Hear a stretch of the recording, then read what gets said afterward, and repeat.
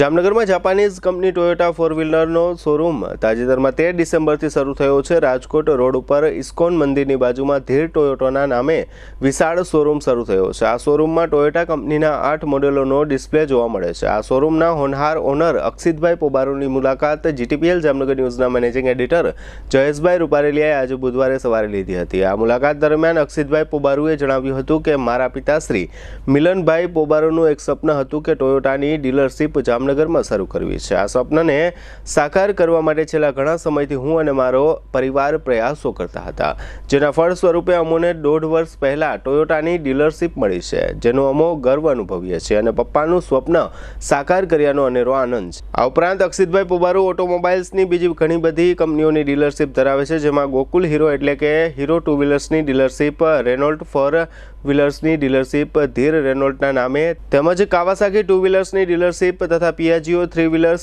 રિક્ષાની dealership પણ અક્ષિતભાઈ પોબારુ ધરાવે છે। તેમજ બ્રાન્ડિંગ સાયકલ એટલે કે બેટરીથી ચાલતી સાયકલની ડીલરશીપ પણ તેઓ પાસે છે। આમ માત્ર 31 વર્ષની નાની વયે આ તમામ ડીલરશીપનું મેનેજમેન્ટ અક્ષિતભાઈ પોબારુ કરી રહ્યા છે। ધીર ટોયોટાના 90 સ્ટાફગણ સહિત કુલ 300થી વધુ સ્ટાફગણનું નેતૃત્વ અક્ષિતભાઈ પોબારુ કરી રહ્યા છે। તેમના પિતાશ્રી મિલનભાઈ પોબારુને 2016માં હાર્ટ એટેક આવતા તેઓ સ્વર્ગવાસ થયા હતા। આમ પિતાશ્રીની અચાનક વિદાય પછી અક્ષિતભાઈ પોબારુ ઉપર માત્ર 22 વર્ષની નાની ઉંમરે હીરો ટુ વ્હીલર તથા ફોર્ડ ફોર વ્હીલરની ડીલરશીપની જવાબદારી આવી પડી હતી, છતાં હિંમત હાર્યા વગર તેઓએ આ બંને ડીલરશીપની જવાબદારી પૂરા ખંતથી સંભાળી લીધી હતી। 2016થી 2024 સુધીના 7 વર્ષના ગાળામાં અક્ષિતભાઈ પોબારુએ ઓટોમોબાઈલ ક્ષેત્રે ઘણી બધી મોટી સિદ્ધિ હાંસલ કરી છે। તેમના પિતાશ્રી મિલનભાઈ પોબારુ તેઓને 2 કંપનીની ડીલરશીપ સોંપીને ગયા હતા। આ બંને કંપનીનો બિઝનેસ અને નેટવર્ક ખૂબ જ મોટું કર્યું જ છે।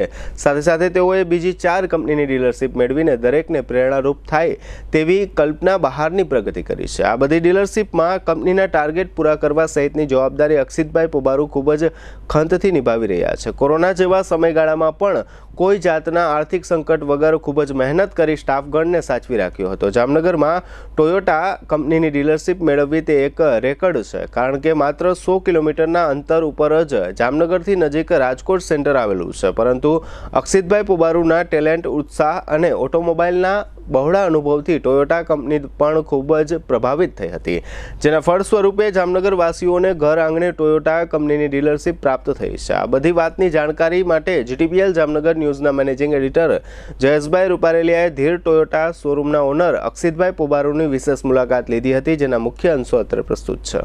જીટીપીએલ જામનગર ન્યૂઝમાં તમામ દર્શકોનું સ્વાગત છે। આજે અમે લોકો ધીર ટોયોટા શોરૂમ ખાતે આવ્યા છે અને આમ સામાન્ય રીતે વાત કરીએ તો 13 ડિસેમ્બરથી આ શોરૂમનો શુભારંભ કરવામાં આવ્યો છે, પણ વાત કરીએ તો એના આગલા સમયની વાત કરીએ 1.5 વર્ષથી ધીર ટોયોટા પાસે આ ડીલરશીપ છે અને જે ફોર્ડનો જે શોરૂમ હતો ત્યાં એનું નેટવર્ક ગોઠવેલું હતું, ત્યાં જૂની જગ્યા ઉપર એ વર્કઆઉટ કરતા હતા, પણ આ શોરૂમ એટલો બધો આધુનિક બનાવવામાં આવ્યો છે એટલે એમનું 13 ડિસેમ્બરે ઓપનિંગ કરવામાં આવ્યું છે। અને ખાસ કરીને અક્ષિતભાઈ પોબારુ, જૂની વાત કરીએ તો મિલનભાઈ પોબારુ કે જે એનું માર્કેટ બહુ મોટું નામ હતું, 1991થી લઈને 2016 સુધી એની બ્રાન્ડ હતી માર્કેટમાં, અને ગોકુલ હીરો ટુ વ્હીલર તો એના એ ઓથોરાઇઝ ડીલર હતા અને એમાં પણ વેચાણ એટલું બધું કર્યું હતું એટલે એ પછી ઓટોમોબાઈલ્સમાં એટલા બધા ઊંડા ઉતર્યા અને એના પછી એમને ડાયરેક્ટ વાત કરીએ તો એને ફોર્ડની ડીલરશીપ મળી હતી અને ફોર્ડનો પણ શોરૂમ ત્યાં એને એક્ટિવ હતો। અને એ જ પીરિયડની અંદર અક્ષિતભાઈ પોબારુની વાત કરીએ તો એમના દીકરાની વાત કરીએ તો એમની માત્ર 22 વર્ષની ઉંમર હતી। નાની ઉંમરમાં આ બધી આઘાત અને ખાસ કરીને જે તે સમયે મિલનભાઈ પોબારુને હાર્ટ એટેક આવી ગયો તો આ રીતની એક કમનસીબે એની આ ઘટના ઘટી હતી, પણ આખા પરિવાર ઉપર જે પ્રમાણે ઘટના ઘટી હતી, જે પ્રમાણે આખી વાત બની હતી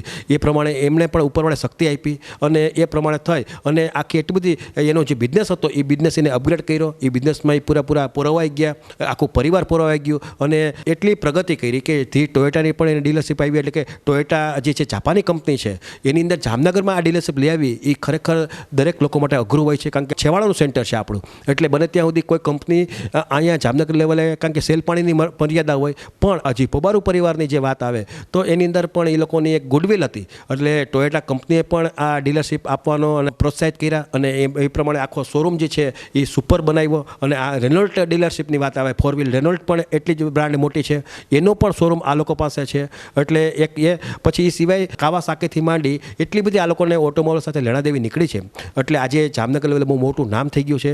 અને અક્ષિતભાઈ પોબારુ એજ્યુકેટેડ છે, ભણેલ ગણેલ છે, પણ વાત એ છે 16 કલાક સુધી વર્ક કરે છે, ત્યારે આ બધી વસ્તુમાં સફળતા મેળવે। લગભગ 300-350 લોકોનો એમાં સ્ટાફ કાર્યરત છે અને ખાસ કરીને ટોયોટાની વાત કરીએ તો 90 જણાથી વધારે એ અહીં સ્ટાફ ધરાવે છે. એટલે આ રીતે બધી રીતે સફળતાના શિખરો સર કર્યા છે. આજે અમને લોકોને એમનો ઇન્ટરવ્યૂ લેવાનો મોકો મળ્યો છે અને ખાસ કરીને એમાં ઘણું શીખવાનું પણ છે.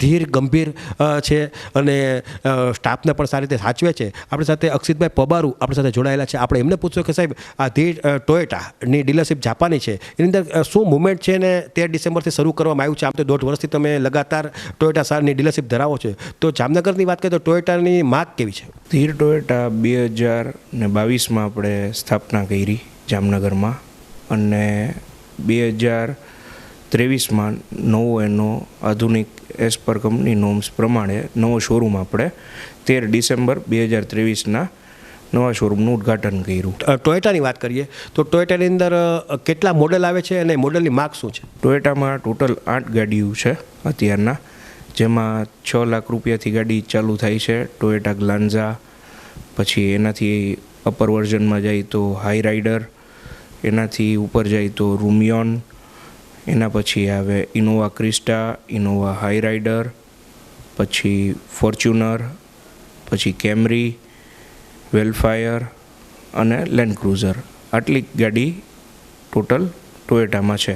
કયા મોડેલની વધારે માગ રહી છે? અત્યારના જેમ આપણો દેશે વિકસે છે એ પ્રમાણે 7 સીટરની ગાડીઓનું વધારે ડિમાન્ડ છે. એમાં ટોયોટાની રૂમિયોન અને ઇનોવા ક્રિસ્ટા અને હાઈક્રોસ એ અત્યારના હાઈલી ડિમાન્ડેડ 7 સીટરમાં ગાડી છે. ઓલ ઓવર તારે કે વાત કરીએ તારે કે હવે તો ઘર આંગણે જામનગરના આંગણે જ લોકોને સર્વિસ પણ મળતી થઈ ગઈ છે અને ટોયોટાની ડિલિવરી પણ મળતી થઈ ગઈ છે, તો એની હિસાબે પણ સેલ વધ્યું હશે. પહેલાં બધા જામનગરના બધા જ વાસીઓને જવું પડતું હતું રાજકોટ. હવે સેલ્સ, સર્વિસ, સ્પેર્સ, એક્સિડન્ટ થાય તો બધી જ તમામ સર્વિસ આપણે ધીર ટોયોટામાં જામનગરમાં આપી રહ્યા છીએ. ટોયોટાનું બહુ મોટું નામ હોવાને કારણે પણ એક ગાડી લોકોએ ચલાવવી પોતાનું સપનું હોય છે. 100%ની સાચી વાત છે. ટોયોટાની ગાડીઓ વાત કરીએ તો મેં પોતે 7-8 લાખ કિલોમીટર ચાલેલી ગાડીઓ જોયેલી છે. ઇનોવા બધી સારી ગાડી છે, પ્લસ લો મેન્ટેનન્સ કાર્સ છે આ બધી. સેલ પાણીની વાત કરીએ ત્યારે કે એનો ભૂતકાળનો ડેટા જોઈએ અને અત્યારનો કરંટ 1.5 વર્ષનો ડેટા જોઈએ, તો એમાં પણ અપગ્રેડ હશો સેલ પાણીમાં? હા, 15-20% એ લોકોનો ટોયોટાનો પ્લસ ગ્રોથ થયો છે, કારણ કે પહેલાં અહીંયા સર્વિસ હતી નહીં, હવે સર્વિસ છે તો એનો બધાને લાભ મળે છે. બીજી ગાડીઓની કંપનીઓ જે કાર્યરત છે એ ગાડીની કમ્પેરિઝનમાં ટોયોટામાં શું એમાં વિશેષતા જોવા મળે છે કે લોકો ટોયોટાથી પ્રભાવિત થાય છે? એક તો લો મેન્ટેનન્સ છે, વેલ્યુ ફોર મની છે અને સેફટી વાઇઝ જોઈ તો ખૂબ જ સારી સેફટીમાં છે. એટલે માણસો આ બધી વસ્તુ જે જોઈ છે એ બધી જ વસ્તુ આમાં મળી રહી છે. સાહેબ, લોનની તાર કે વાત આવે, અમુક તાર કે તમે કહો છો 6 લાખથી લઈને હાઈ બજેટ સુધી વાત બને છે, તો લોનની વ્યવસ્થા પણ અહીંયા શોરૂમ ઉપર થઈ જાય છે? કંપનીના types HDFC, ICICI, Kotak, axis વગેરે બેંક ભેગા ટાઈપ્સ છે. ને સરકારી બેંકમાં કહી તો એસબીઆઈ છે, બેંક ઓફ બરોડા છે, એટલે બધા જ ભેગા આપણે ટાઈપ્સ છે. તો જેને જ્યાં સુવિધા મળતી હોય ત્યાં આપણે એમને કરાવી આપી છીએ. જે લોકો ગાડી અગાઉ તો ઘણી ગાડી એને કંપનીની ફેરવેલી હોય, પછી ધારો કે એ વ્યક્તિ 4થી 5મી ગાડીએ ટોયોટા લેવા આવે છે અને ટેસ્ટ રાઇડે આપવી પડતી હશે? આપણા આગળ બધી જ ગાડીઓની ટેસ્ટ ડ્રાઈવ વ્હીકલ્સ અવેલેબલ છે અને બધાને ટેસ્ટ ડ્રાઈવ પણ આપી છીએ ને એનાથી એને એક એક્સપિરિયન્સ મળે ને પછી એને આગળ લેવી ના લેવી એ ડિસિઝન લઈ શકે. ટેકનોલોજીની વાત કરીએ તો ટેકનોલોજીમાં આ ટોયોટા કેટલી અપગ્રેડ છે? અત્યારના જે ટેકનોલોજીની વાત કરીએ તો હાઇબ્રિડ ટેકનોલોજી, અત્યારના બધા આગળ હાઇબ્રિડ ટેકનોલોજી નથી. હાઇબ્રિડ ટેકનોલોજી શું છે એ તમને જણાવું. 22 વર્ષથી ટોયોટા આગળ હાઇબ્રિડ ટેકનોલોજી છે. હાઇબ્રિડ એટલે શું કે પેટ્રોલ અને બેટરી બે ઉપર ગાડી ચાલે. અમુક સ્પીડ લિમિટ સુધી 40ની સ્પીડ સુધી બેટરી ઉપર કાર ચાલતી હોય ને પછી પેટ્રોલ ઉપર કન્વર્ટ થઈ જાય ઓટોમેટિક. એટલે ફ્યુલ સેવિંગ એ થાય છે, એઝ વેલ એઝ જે કાર્બનનું અત્યારના જે મોટો ભય છે બધાને એ આમાં ઘણો બધો ઓછો થઈ જાય. તો એના કારણે કે એન્વાયરમેન્ટને બેનિફિટ છે ને કસ્ટમરના પોકેટ ફ્રેન્ડલી એ થઈ જાય છે, એવરેજ વધી જાય છે, માઇલેજ વધારે મળે આમાં. આવડું મોટું બ્રાન્ડિંગ હોવાને કારણે પણ સેલમાં બહુ આપણે ગ્રાહકોને સમજાવવાની જરૂર નથી રહેતી. સેલ્સ વસ્તુ કેવી છે કે ગ્રાહકને આજકાલ બધા હવે ઓનલાઈન થઈ ગયું છે, એટલે બધું જ ચેક કરીને આવતા હોય છે અને શું લેવું શું નહીં એ 50% ક્લિયર હોય છે. જે નવો ટ્રેન્ડ ચાલુ થયો છે કે ઓનલાઈન બધી જ વસ્તુની એને માહિતી મળી જાય, તો એના કારણે થોડુંક ઇઝી પણ થઈ જાય છે કે કસ્ટમરની જે રિક્વાયરમેન્ટ હોય એ પ્રમાણે આપણે એને કહી તો લઈ લઈએ છે. તમારા પિતાશ્રી મિલનભાઈ પબારુ એ પણ ઓટોમોબાઈલ સાથે સીધા 1991થી લઈને 2016 સુધી સતત 25 વર્ષ સુધી વર્ક કર્યું છે. તો એ વારસાએ એ તમને મળી છે ને એ ગયા પછી એ જે તે સમય ગયા ત્યારે માત્ર હીરોની અને ફોર્ડની ડીલરશીપ હતી. એના પછી તમે ઘણી પ્રગતિ કરી છે. મારા ફાધરના આશીર્વાદથી જ પછી અમે આગળ વધ્યા. એમના આશીર્વાદ હતા તો અમને રેનોલ્ટની ડીલરશીપે મળી અને ટોયોટાની એ ડીલરશીપ મળી જામનગરમાં. ટુ વ્હીલરમાં પણ બ્રાન્ડ ઊભી કરી છે આપણે. ટુ વ્હીલરમાં આપણા ઘર હીરો અને કાવાસાકીની ડીલરશીપ છે. થ્રી વ્હીલરમાં ગયા છો પિયાજીઓ રિક્ષાથી માંડીને બધા સાયકલની ડીલરશીપ આપણી પાસે છે. થ્રી વ્હીલરમાં આપણા ઘર પિયાજીઓની છે ને સાયકલ પણ આપણા ઘર તમામ જે નાનેથી લઈને મોટી રેન્જ બધી જ રેન્જ આપણા ઘર અત્યારના છે કે કસ્ટમરને ક્યાંય પણ જવું હોય તો વન સ્ટોપ સોલ્યુશન આપણા ઘર મળી શકે. આટલી બધી ડીલરશીપ, આટલું બધું નેટવર્ક, આટલો બધો સ્ટાફ, આટલો બધો ખર્ચો, કેવી રીતે તમે આ બધી વસ્તુમાં પહોંચી શકો છો? બધી જ ડિપાર્ટમેન્ટ વાઇઝ આપણે ટીમ રાખી છે. બધા જ શોરૂમના અલગ અલગ મેન પાવર્સ છે તો એ બધા હેલ્પ આપણને કરે ને એ શોરૂમ ચાલ્યા રાખે. તમે સમયની વાત કરીએ, હરવા ફરવાની વાત કરીએ તો આ બિઝનેસની અંદર કેટલો સમય તમે ફાળવતા હશે પર ડે? 10 થી 12 કલાક તો મિનિમમ શોરૂમ ઉપર રહેવું જ પડે. બધી જ જગ્યાએ એકવાર હાજરી આપીએ તો આ બધી વસ્તુ ચાલ્યા રાખે છે. મોબાઈલમાંથી પણ ફ્રી નથી થતા. ઇન્ક્વાયરી એટલી બધી આવી, તમારા સ્ટાફમાં ખાલી 1-2 મિનિટ વાત કરીએ તો આખો દિવસ પૂરો થઈ જાય. એટલે અત્યારના ડિજિટલ જમાનો છે તો બધાએ આગળ બધી જ વસ્તુની સુવિધા આપી છે તો બધી વસ્તુ એકબીજાને ફોરવર્ડ વોટ્સએપ દ્વારા કરી દઈને બધાને થોડીક કન્વિનિયન્સી રહે એ પ્રમાણે આપણે સગવડ આપીએ છીએ. તમારા પિતાશ્રી મિલનભાઈ પબારુ તો માર્કેટમાં બહુ મોટું નામ હતું અને અત્યારે પણ એના હિસાબે પણ તમને થોડોક રિસ્પોન્સ મળે છે. તો એનું પણ એક ટોયોટાનું સપનું હતું. 2012થી મારા ફાધરનું એક ડ્રીમ હતું કે ટોયોટાની ડીલરશીપ આપણે જામનગરમાં લઈ આવી. ઘણા બધા પ્રયાસ એમને કરેલા હતા, મારા ધ્યાનમાં જ હતા ને એમના પ્રયાસ મેં કન્ટિન્યુ રાખ્યા ને એની સફળતા અમને 2022માં મળી. એટલે એમના આશીર્વાદથી આ ડીલરશીપ અમને મળી છે. આ રીતે તમે જોયું કે આ અક્ષિતભાઈ પબારુ આમ તો ઉર્ફે વાત કરીએ તો આમ તો ગોકુલભાઈના નામે ઓળખાય છે માર્કેટમાં, પણ એટલો બધો એ જમીન ઉપર હાલવાળા છે, ફિલ્ડમાં રહેવાળા વ્યક્તિ છે.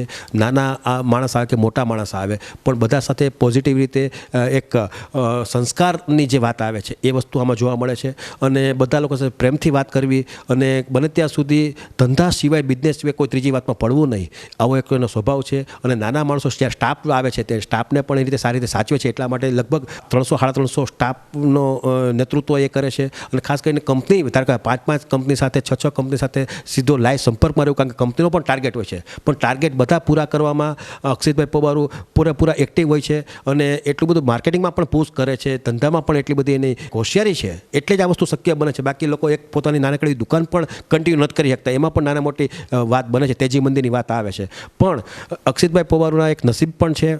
આ રીતે જે વાત આવે છે, મા બાપના આશીર્વાદ પણ છે, પરિવાર છે, શુભેચ્છક વર્ગ છે. આજે મને જ્યાં સુધી ખ્યાલ છે ત્યાં સુધી લગભગ એનો કોઈ નાનો મોટો કોઈ હરીફ તો હશે પણ એની ક્યાંય એક ટીકાપાત્રની વાત આવે, ક્યાંય વિવાદાસ્પદ મેટરની વાત આવે તો એ કે અક્ષિતભાઈ પબારુ ક્યાંય નામ ન આવે. માત્ર એક લાગણીના સંબંધ બધા સાથે જોડાયેલા હોવાને કારણે પણ આ રીતે સફળતા પાછળ સ્વભાવ પણ કામ કરતો હોય, એ બધી વસ્તુ અક્ષિતભાઈ પબારુમાં જોવા મળે છે. ખરેખર જામનગર માટે ગૌરવની વાત છે અને ખાસ કરીને નાની ઉંમરમાં આવડી મોટી પ્રગતિ કરવી કોઈ નાની સૂની વાત નથી.